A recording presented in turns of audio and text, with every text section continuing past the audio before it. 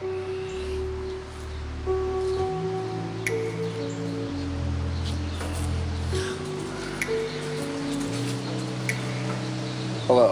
once again this is PontFX of Sub-4 coming to you from my classy and elegant patio.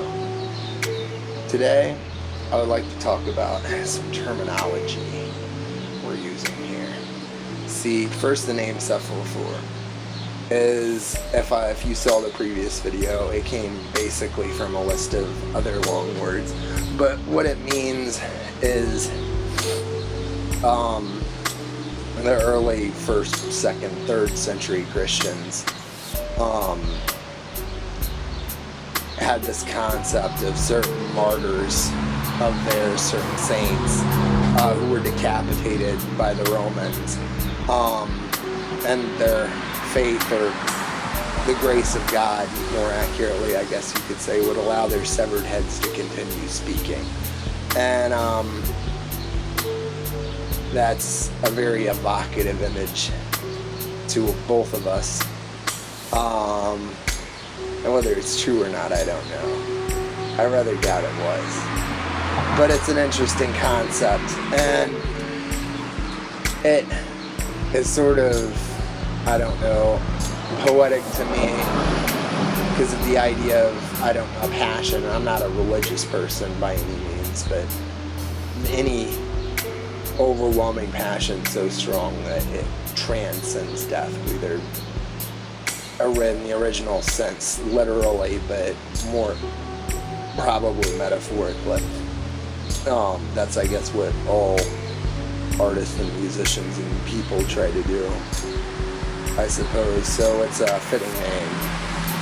And our album that we've released, it was recorded in 2013, but we haven't gotten around to releasing it till just recently, The Smoking Mirror. Now, what that name comes from is it was an ancient Aztec god that I found while doing extensive research on Mesoamerican religion. And by extensive research, I of course mean Wikipedia, but that's beside the point. Anyway, I've always found the Aztecs really fascinating. I admire them a lot. They're very poetic people, like a lot of the iconography associated with them, feathered serpents and pyramids and great cities built on visions of eagles landing on a cactus. That's just fucking incredible to me. Like, it's just gripping, like, I don't know. And I mean, you have to admire any person who is able to wear you as a suit. I don't care what you say about that. That commands respect. But the name, the reason they called their god the Smoking Mirror was because they used to use, I guess, obsidian volcanic glass to fashion mirrors. And the reflection wasn't perfect because it's a piece of black glass. And their priest would look at the mirror and look at the distortion of the reflections from it, and use that to see the future, to interpret signs and omens in it. And but I sort of took something different from it because, I mean, I'm living 500 years later, and the words were very compelling to me. Like, as soon as I read that term, it just sort of seized my mind. I just thought it was beautiful language. And I think in metaphor a lot, so I applied a metaphor to it, and it seemed to me very analogous to how humans interact with the world and how the world interacts with humans. I mean, smoking mirror, because we're all like reflections of the world at large. Everything that's contained in us is replicated elsewhere. We're just made of bits and pieces from everything around us, but it's just a fraction, a distorted fraction of the larger world.